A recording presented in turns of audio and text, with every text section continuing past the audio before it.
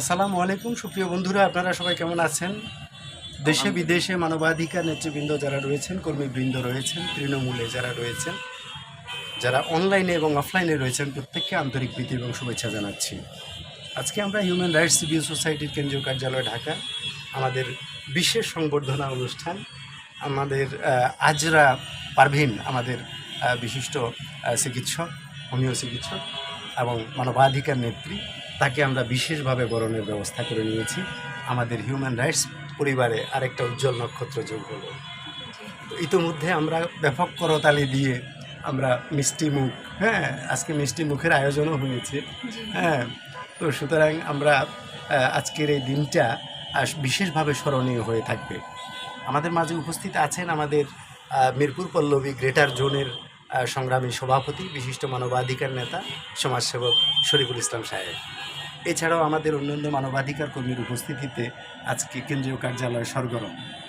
আমরা আশা করি আমাদের আজরা পারভিন ম্যাডাম মানবাধিকার কল্যাণে, মানবতার কল্যাণে, আত্মমানবতার কল্যাণে তার অবদান কি রাখবেন, কারণ দায়িত্ব বেড়ে গেছে। আজকে আমরা তাকে আইডি কার্ড পরিয়ে আমরা তাকে দায়িত্বটা অর্পণ করলাম, সেই সাথে একটা শপথও হয়ে গেল। তো তিনি বিশিষ্ট চিকিৎসক। আপনারা যারা আমাদের মানবাধিকারে আছেন বা মানবাধিকারের বাইরেও যারা আছেন, আপনারা গরিব দুঃখী অসহায় অনেক মানুষ আছে, তিনি অবশ্যই সাশ্রয়ীভাবে দেখবেন, কনসিডার করবেন এবং প্রেসক্রিপশানের জন্য কোনো পয়সা নেবেন না, আমরা আশা রাখছি। সেই সাথে হয়তো মেডিসিনের জন্য আপনাদেরকে দিতে হবে।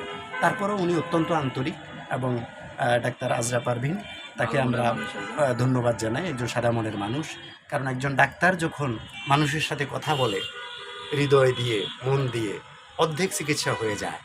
তো সুতরাং এটা শুধু ডাক্তার নয়, যে কোনো মানুষের সাথেই তার আচার ব্যবহার এগুলো যদি ভালো হয়, কি বিনয়ী থাকে, বিশ্বস্ত থাকে, কি সাদা মনের মানুষ হয়ে হাসি খুশি থাকে, রোগ প্রতিরোধক হয়ে যায়।